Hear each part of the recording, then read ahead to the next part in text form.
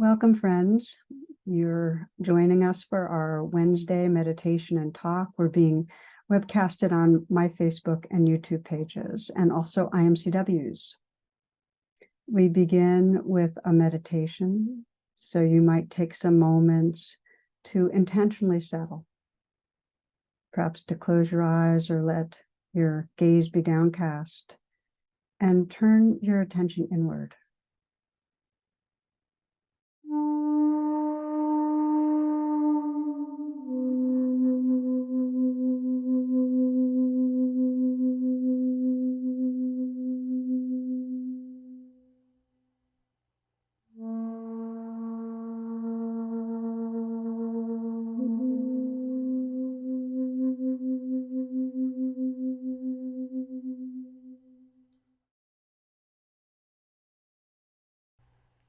I'd like to invite you to start in a simple way. Be aware of your breathing, and let's take together a nice full in-breath. So filling the chest and filling the lungs, breathing in. And then breathing out slowly, slow enough so you can feel the sensations of the out-breath. There's a sense of letting go, letting go. Then again, inhaling deeply. Very intentional in-breath. And then a slow out-breath, a surrendering, releasing the breath, relaxing outward. And one more time, inhale deeply.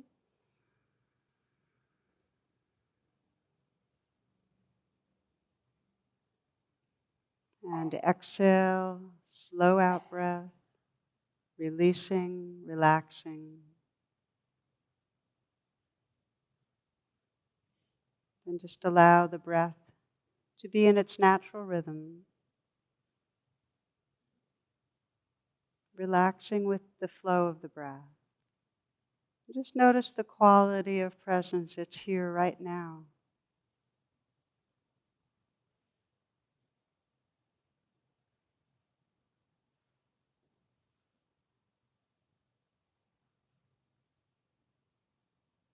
Bringing a presence and a listening attention to the heart area. We'll take some moments to reflect on intention, just sensing what is the deepest intention you have in being here for this class.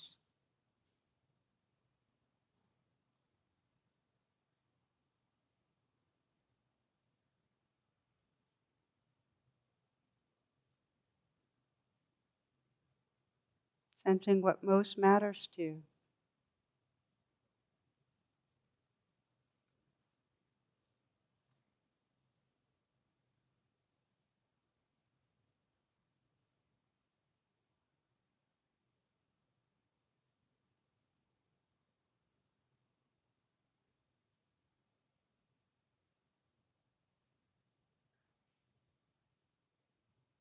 With a listening attention, just be aware of the sounds that arise and pass away.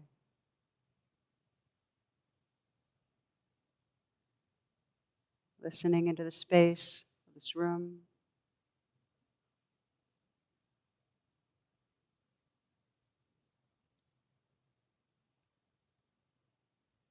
The soft sounds close in.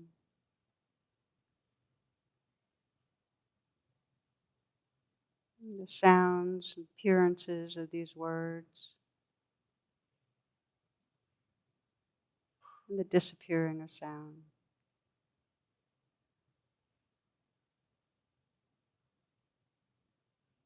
Aware of the spaces between sounds.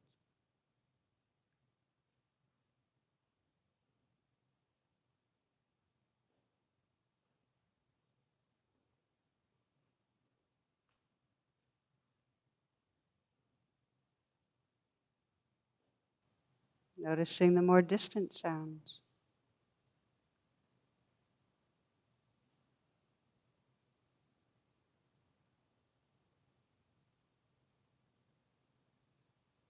Aware that in listening, we don't focus on sound as much as receive sound. Listening not just with your ears, but with your whole awareness.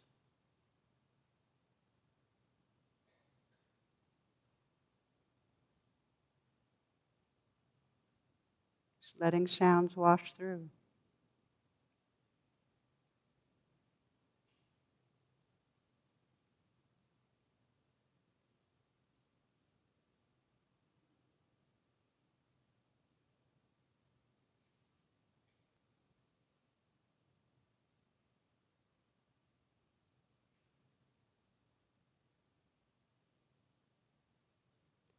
It's with the same receptivity and openness that we listen to sounds, that we can listen to and feel the aliveness in the body.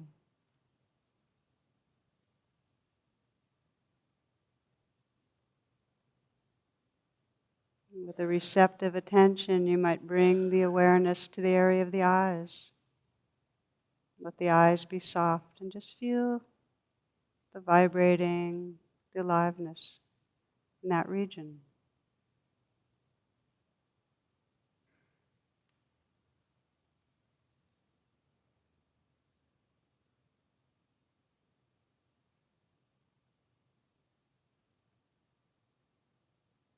Relaxing the jaw, relaxing down to the root of the tongue,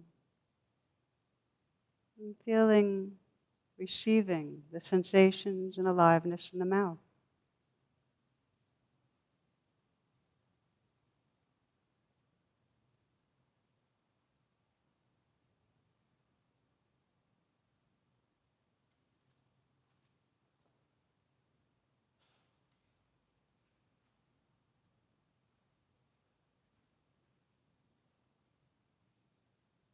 You might feel the throat area from the inside out.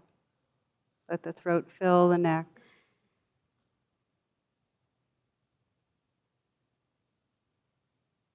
And receive the play of sensations there.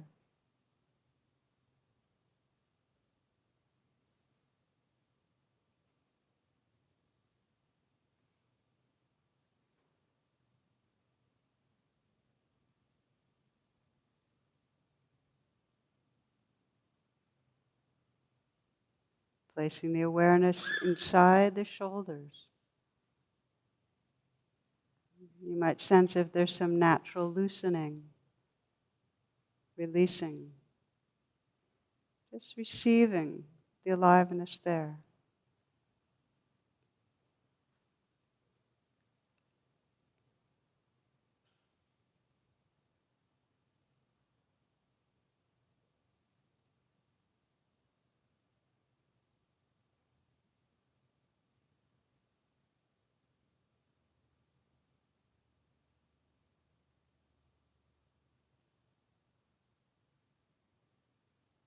Aware of the length and volume of your arms, the sensations inside the arms.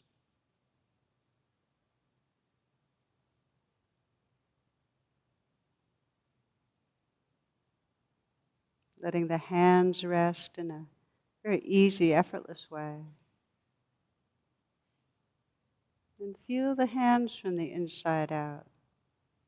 Again, as if you're listening to and feeling the aliveness, the tingling, the vibrating.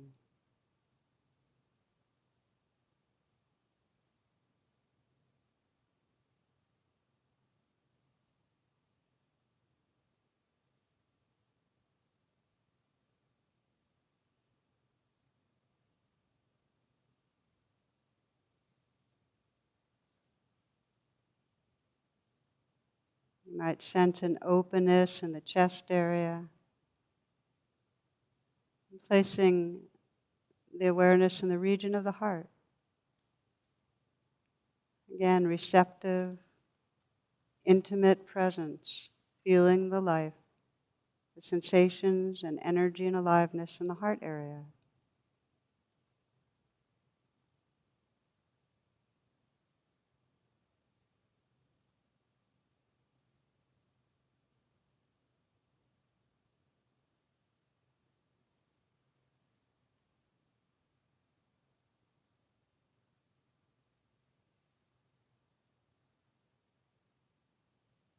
Scanning down the torso, feeling the abdominal area, and letting this next breath be received in a softening belly.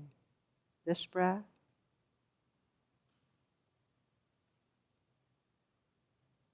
And now this one. And again.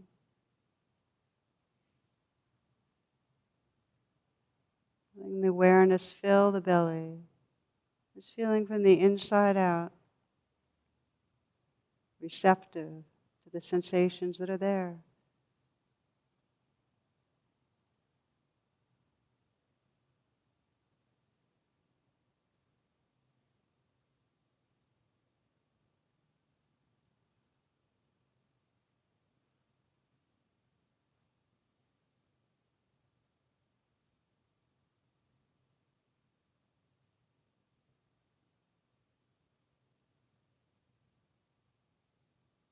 Letting the awareness fill the whole pelvic region. Hips, buttocks, genitals.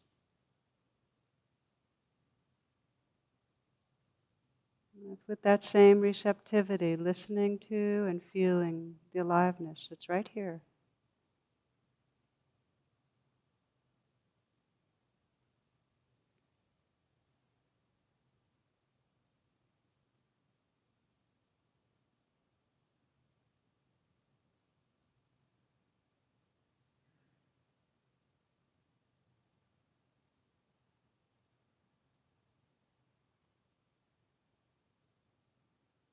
Scanning down through the legs, sensing the length, the volume of the legs.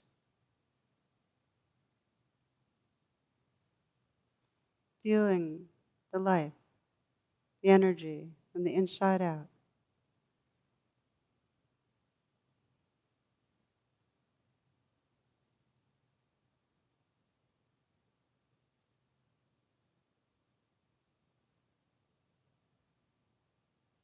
Letting the awareness fill the feet.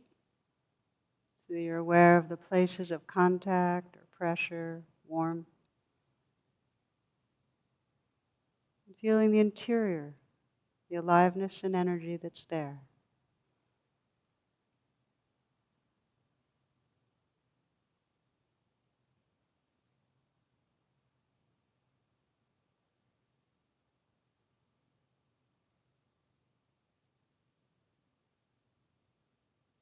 And then widening the lens of attention so that you can feel simultaneously this whole energy body, this whole dance of sensation.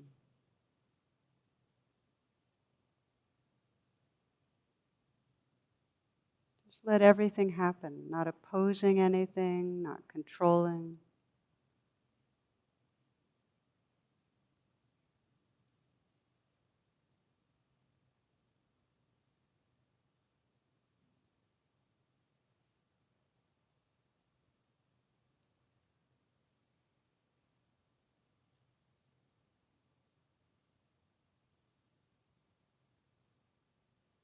Letting this life live through you. Listening to and feeling this whole play of aliveness.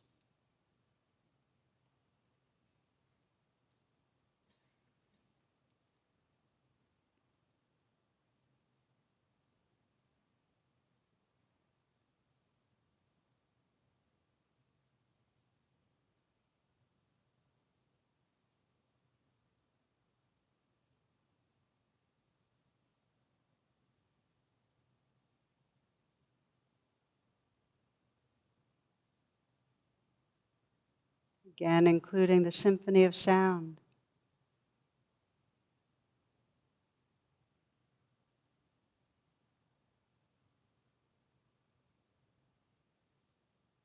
So that you're listening to and feeling this entire moment,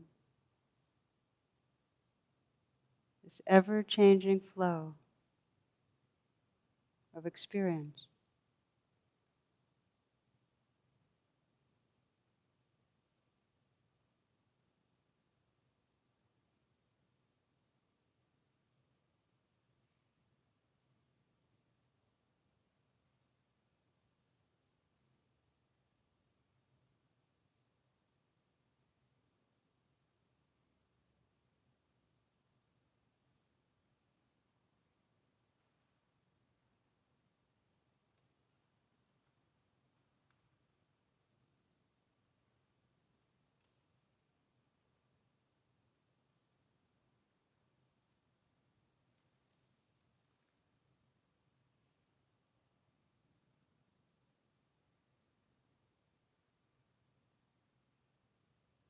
Sensing the changing appearance of sensations, feelings, sounds. This river of experience in the foreground.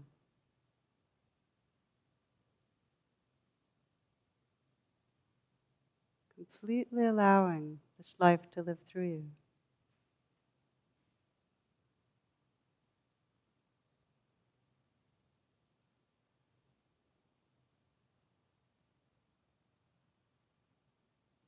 And also aware of this alert inner stillness, this awake space that it's happening in.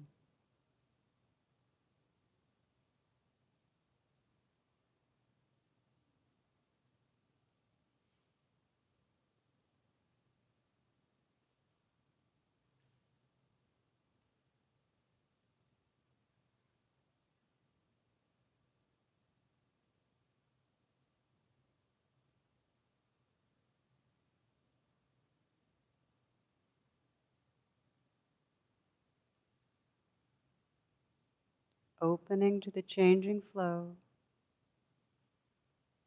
moment to moment to moment.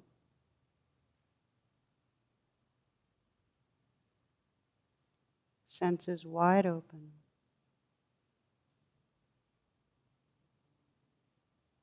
And aware of the openness,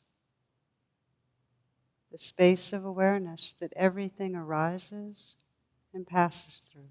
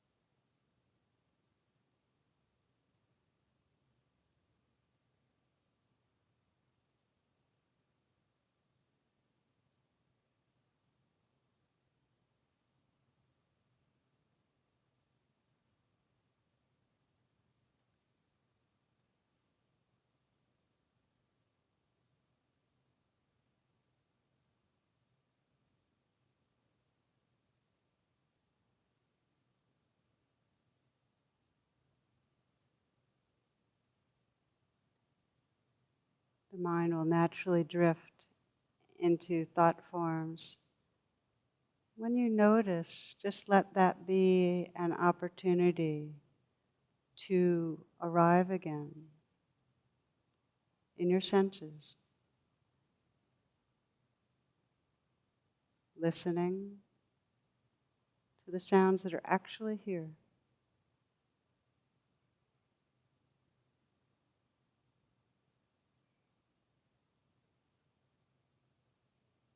Feeling this whole play of sensation.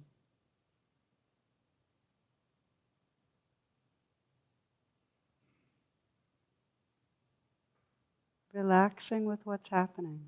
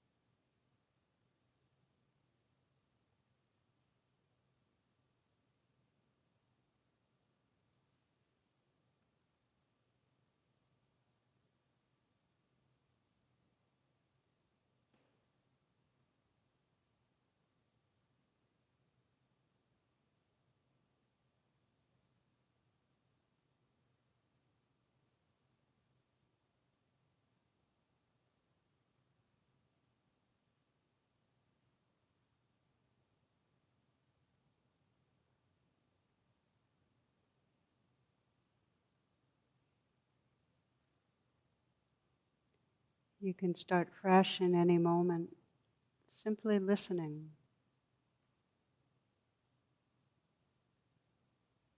Letting sounds wash through.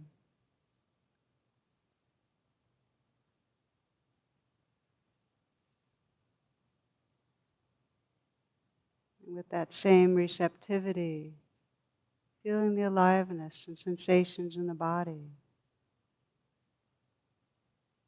Perhaps softening and relaxing the shoulders a little.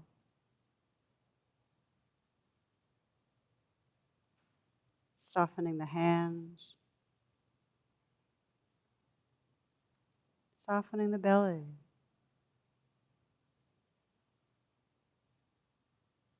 And feeling the aliveness, the energy of this body from the inside out.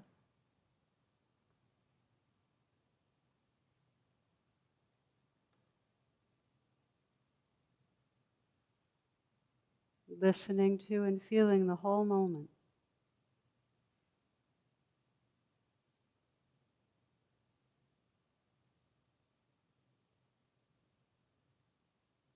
See how possible it is in these last moments of practice to let go into this changing flow.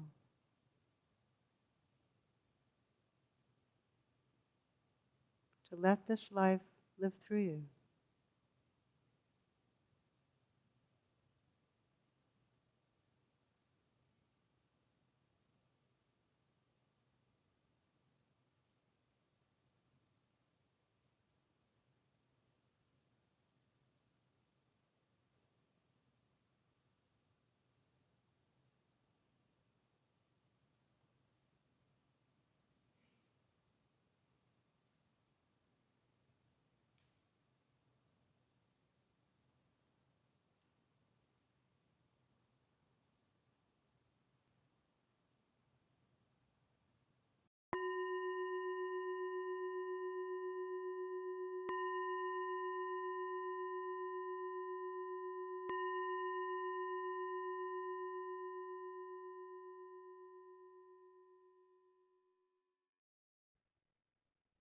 You might take a few long and full breaths, moving, transitioning from the formal to informal meditation practice, perhaps moving around a bit, staying awake in your body, aware of the senses, sounds, images, feelings. And as you transition, I'll make a few announcements for these upcoming weeks. I invite you each week to visit my homepage, tarbrach.com, for virtual offerings. And right now we have some new programs this fall that I'm really excited about. In particular, I want to let you know that my husband, Jonathan, and I are teaching a live day-long in Washington, D.C. It's November 18th. And this is the first time we've done this since the pandemic. And so we're both really looking forward to it. You can join us either live or online. I encourage you to register right away if you want to, especially if you want to do the live version, because spots are, there's a few spots left, but it's filling quickly. The title of it is Radical Acceptance. Really has to do with practices for embodying love. And we're doing it in conjuncture with my 20th anniversary of Radical Acceptance coming out this fall. So hope to have you with us. Also, check IMCW.org for their live stream offerings from local teachers. This week's affinity groups are women, seniors, living mindfully with illness, vegans, Black, Indigenous, and people of color. Hope you'll come after class to the mindful dialogue. The call-in information is tarbrach.com/class, and it's a chance to get to know others in the community and deepen the ways that you bring the teachings and practices into your life. Finally, I'd like to mention Dana, the Pali word for generosity. We offer the talks and the meditations freely. your offerings by way of donations make a huge difference to us. So I want to, in advance, thank you truly from my heart for whatever you can offer. And the links can be found in the description. Okay, friends, and now to this week's talk.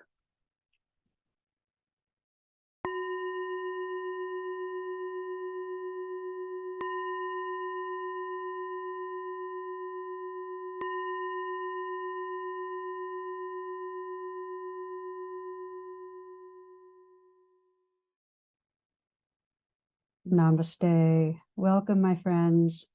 So I'm glad you're joining us for part 2 of an interview with the beloved poet, teacher, Zen practitioner, Jane Hirshfield.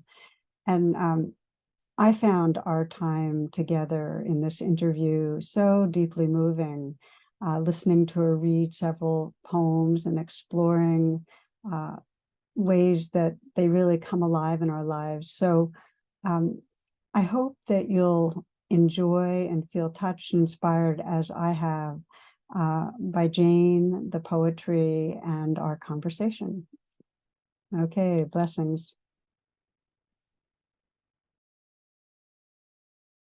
Your poems, Jane, there's a lot of conceptual stuff in Buddhism, about no self and interdependence.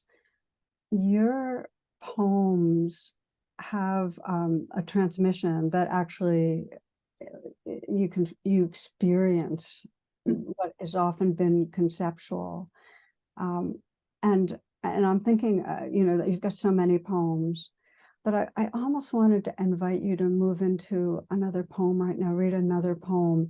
I'm thinking of My Proteins right now, because it just reading it just went beyond my mind into the realness of interdependence. Well, that is exactly the reading of the poem that I would hope it would lead to. So I'm going to give people a tiny bit of background, which is this poem, like many poems in American poetry these days, or a certain number of them, came from an article I read in the Tuesday Science Times section about discovering quite recently, I think it was 2013, how protein works in the body. And so I read this and I just immediately went, oh, I have to explore that, and began writing. But it changed over time and moved on to the then new discovery of the microbiome, which is the 10 billion beings enjoying their own lives inside of our bodies that are in fact creating our own lives to a great extent, our moods, our intelligence, our well-being, our exhaustion. And so, yeah, this poem is one of exploring, where does the self begin and where does the self end? And the one thing which is useful to know for getting one line in it is the word protein comes from the Greek god Proteus, who is the god who changed shapes. And so proteins, when they are doing their work in our bodies, they do that by folding and unfolding. So kind of helps to know that. My proteins. They have discovered, they say, the protein of itch, natriuretic polypeptide B, and that it travels its own distinct pathway inside my spine, as do pain, pleasure, and heat. A body, it seems, is a highway, a cloverleaf crossing, well built, well traversed, some of me going north, some going south. 90% of my cells, they have discovered, are not my own person. They are other beings inside me, as 96% of my life is not my life. Yet I, they say, am they, my bacteria and yeasts, my father and mother, grandparents, lovers, my drivers talking on cell phones, my subways and bridges, my thieves, my police who chase myself night and day. My proteins, apparently also me, fold the shirts. I find in this crowded metropolis a quiet corner where I build of not me Lego blocks, a bench, pigeons, a sandwich of rye bread, mustard, and cheese. It is me and is not the hunger that makes the sandwich good. It is not me, then is the sandwich. A mystery neither of us can fold, unfold, or consume.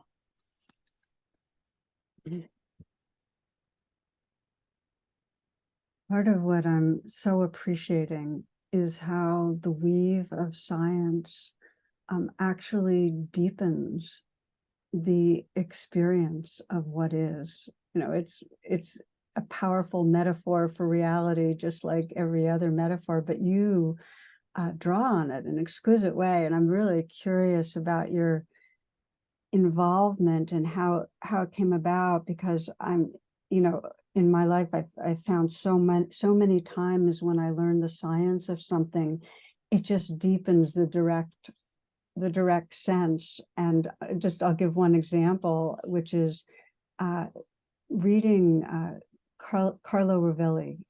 Oh, yeah.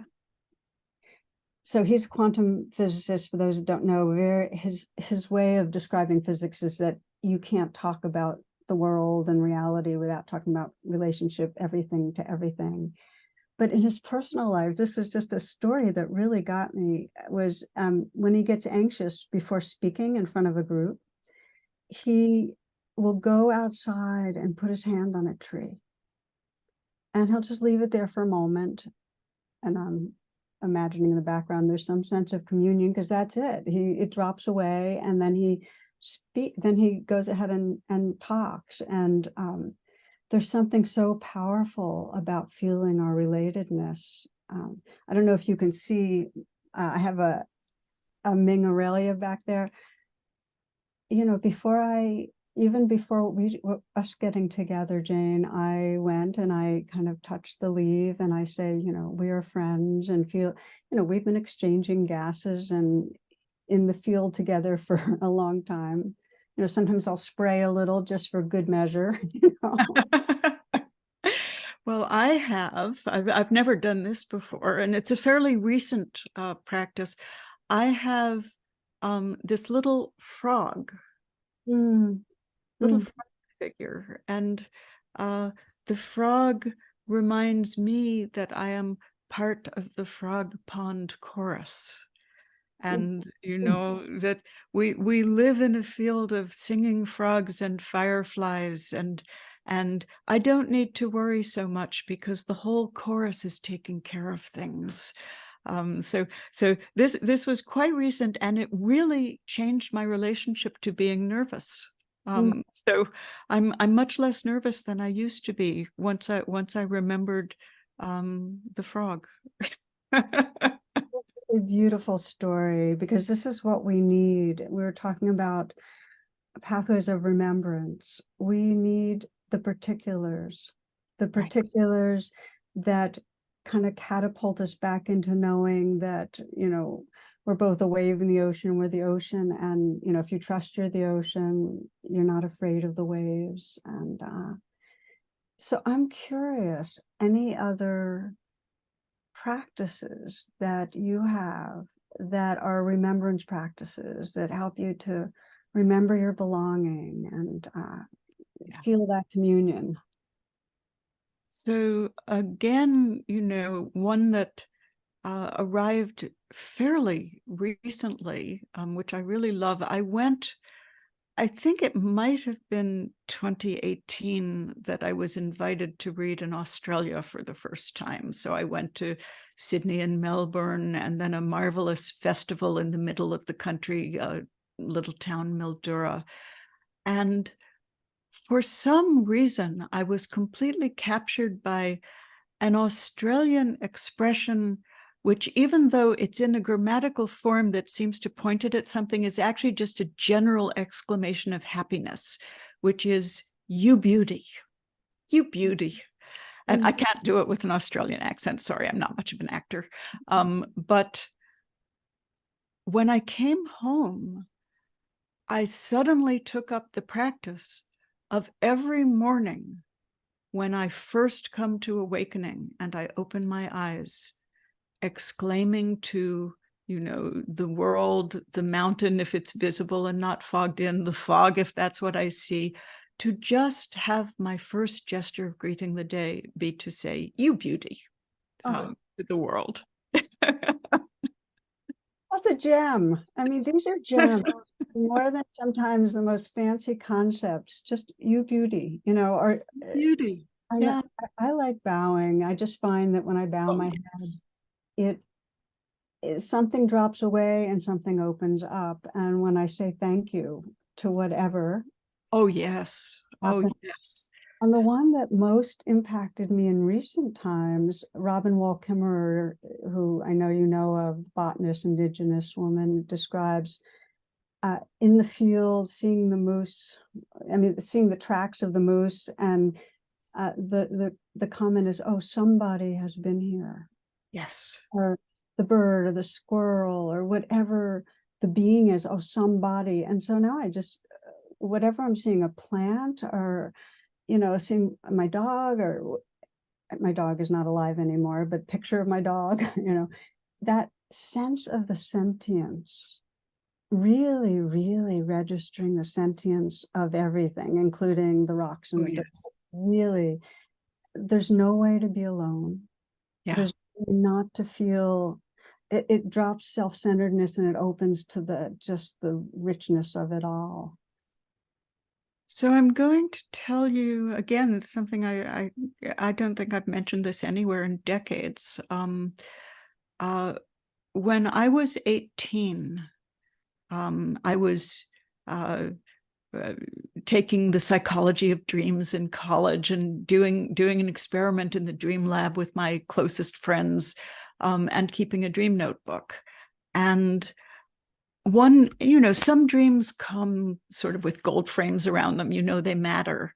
And in a dream I had, someone who was important to me asked me the question, "Why do you write?" And what arose in my mind was an image of the rather sterile housing project that I grew up in. Red brick apartment buildings, chain link fences, little tiny scraps of green, but, not much life on them. Lots of concrete, New York City. And with this image in my mind, the words that came to join it were, "Because everything is alive." And it actually took me some years before I realized how incongruous that marriage, the way I described it, it's already integrated. But I heard the "because everything is alive," and it took me years to recognize even that, even these, Metropolitan Life Insurance Company, post-war veteran housing buildings, that too. And yes, every brick of it, every human-made erasure of the natural world that once thrived on that ground, alive. When we talk about this, it's so clear, non-separation, like it's all alive, then there's just no separation. And we know the deep suffering is that we've forgotten our belonging. And you have a poem that just, as they all have, that really have caught me. It's called The Cataclysm. And I'm wondering if you might read that. So this is one of the poems from the book Ledger that came out in 2020. And that book, I had been writing about the crisis of climate and biosphere for a long time, because, you and I, 1970 was the first Earth Day. Everything we needed to know was known by 1970.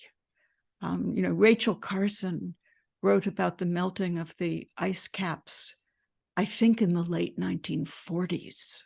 It was all there to be known, and yet everybody ignored it for so many decades.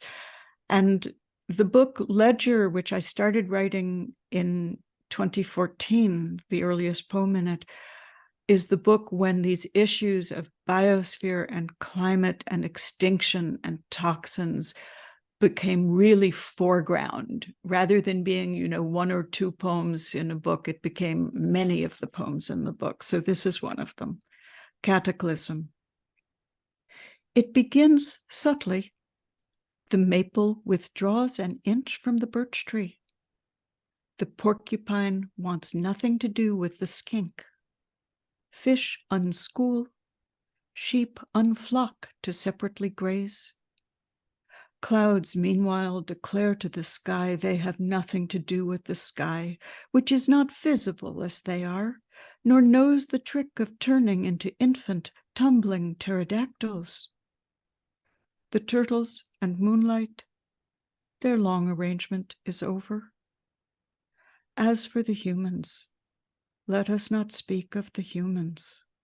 Let us speak of their language.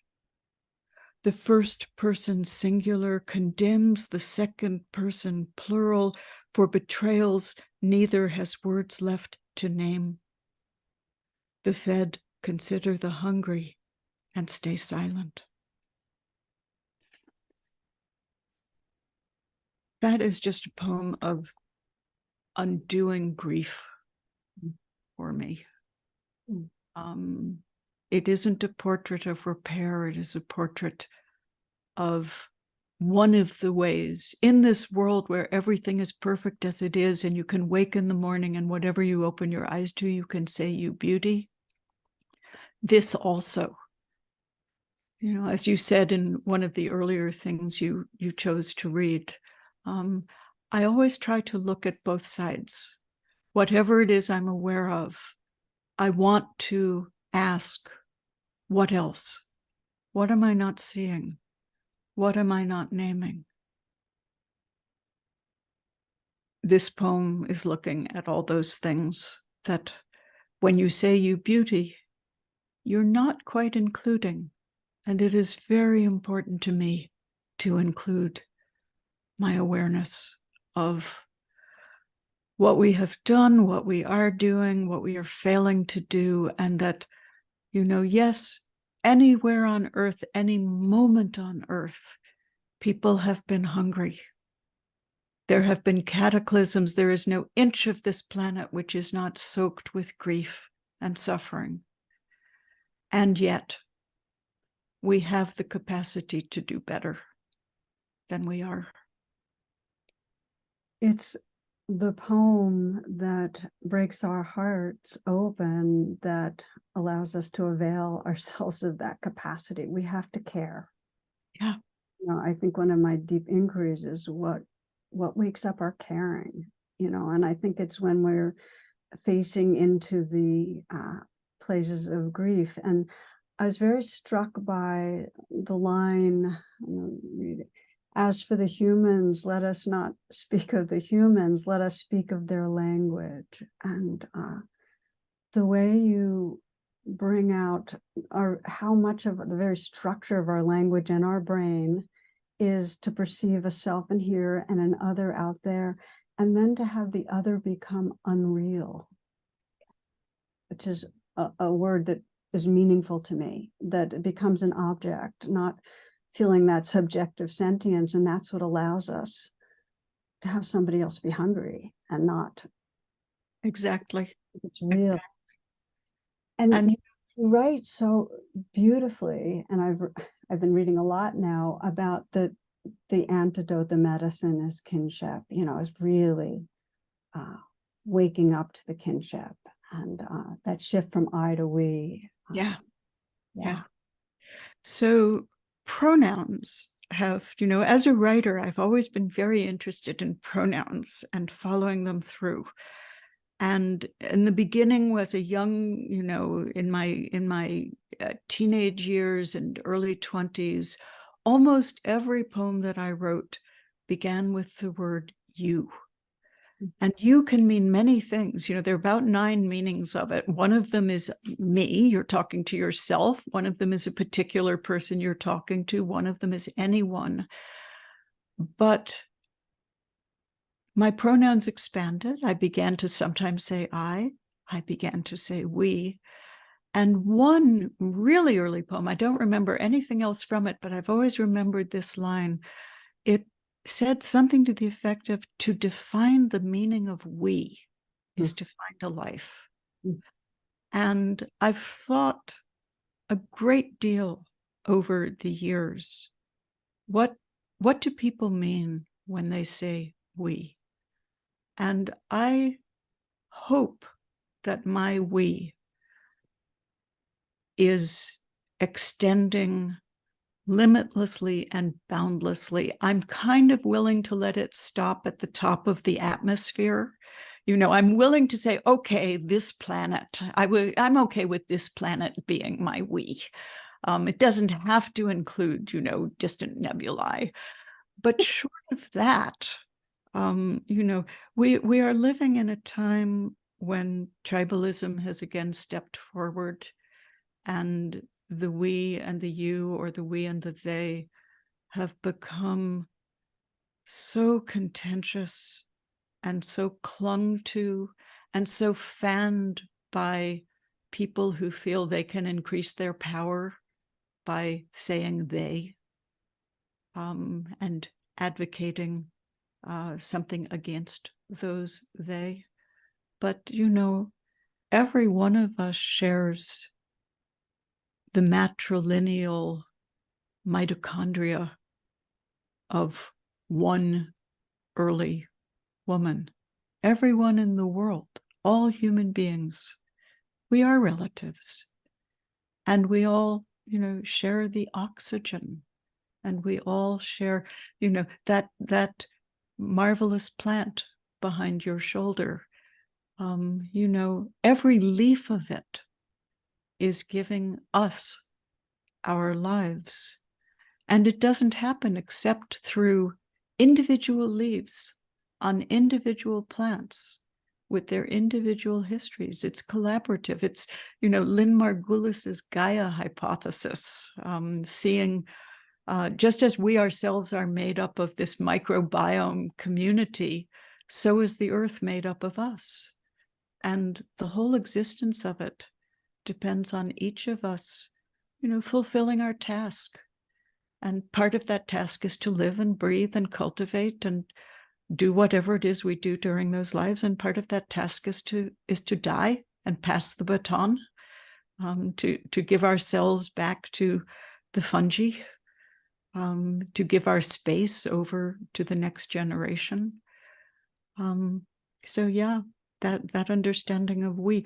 But I do not want to pretend that I am not a person who, if someone came charging at me with a knife or a gun, I would be terrified. I've not been tested in that particular way yet in this life, but I do feel like we are training, as you said, every moment we are training in the saying of yes. But I suspect if someone came running at me with a knife, I might be inclined to try to run away or to say something. I'm out of here, Yeah. I mean, look, I have been tested, and I have seen how this human ego and nervous system has the flinch quick response to defend and protect and aggress. And so that, no question. And as you've been saying all along, Jane, our task includes a remembrance of something more, just over and over again, no matter what the moment, just to pause. There's something more, there's something larger, some awareness and love that we belong to that's always and already here. And what helps us remember, and part of the remembrance, as you just pointed out, is to look bravely at the reality of the forgetting, to look bravely at the reality of the enormity of the suffering. And I think often about this growing science that on a heating planet, on a climate crazy planet, the heat makes people more angry and more afraid and more, and it brings up more of a dividedness. It stresses us. So we're working with reactive stressed nervous systems that are running away from presence. And the task is, can we deepen the dedication to remembrance? And there's a poem, I know we're getting towards the end, and I wanted to make sure we had time for, and it's been viral. It's so out there, and every time I listen to it, it goes right to me. So would you be okay reading Let Them Not Say? Yes. So Let Them Not Say is that poem that I wrote in 2014.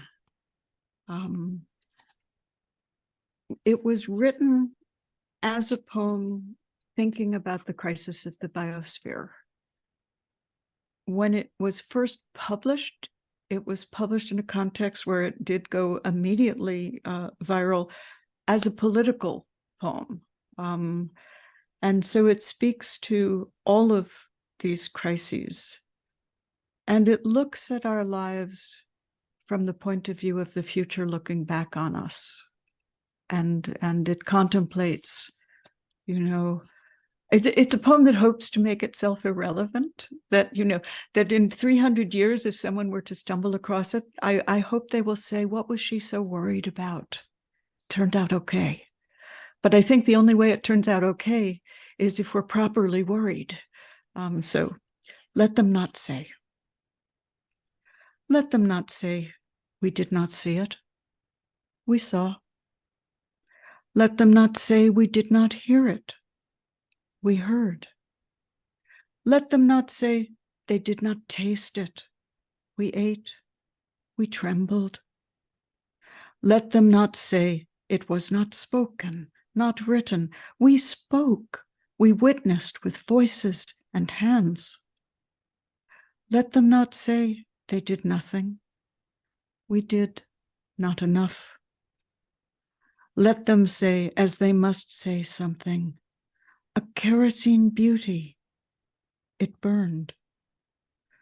Let them say, we warmed ourselves by it, read by its light, praised, and it burned.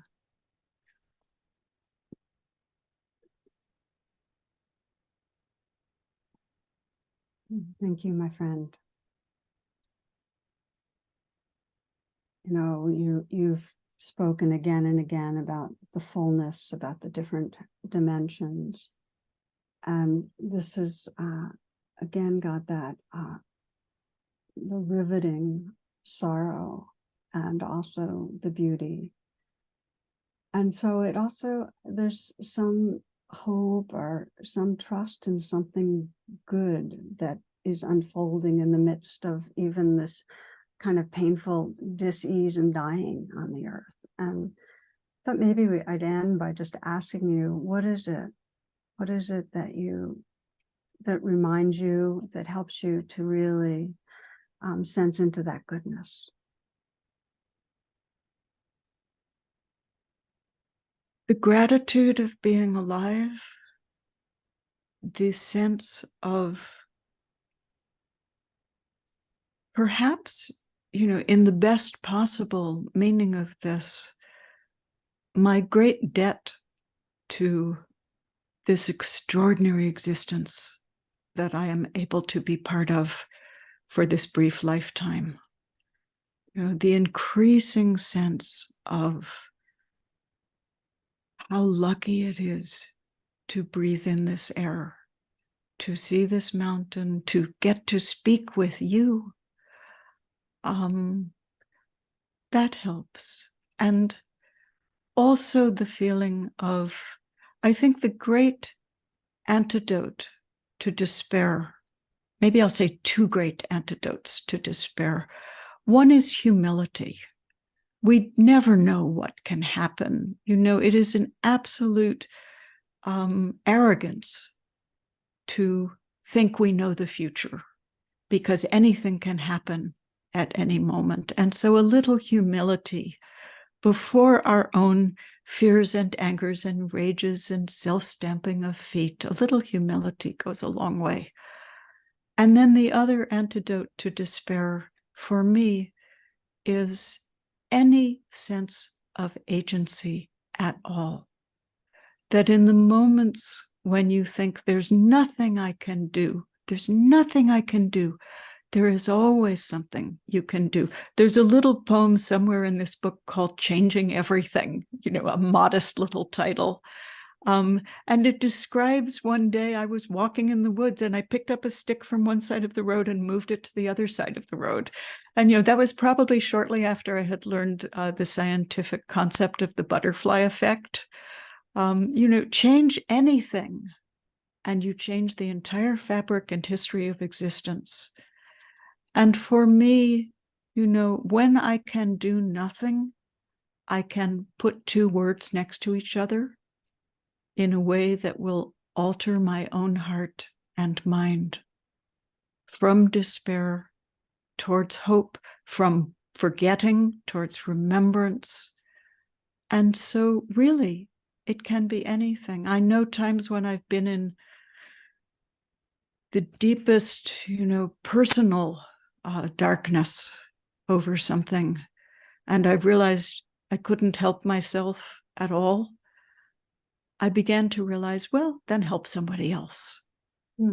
Do something for someone else if you can't do anything. And it works. So any remembrance that there is always something you can do, including the great invisible actions that do change the fabric of the world, of prayer, of contemplation, of appreciation, of gratitude. We can put our gratitude and our intentions into the air as much as the plants can put their oxygen into the air, and we can put our carbon dioxide in turn to give back to them.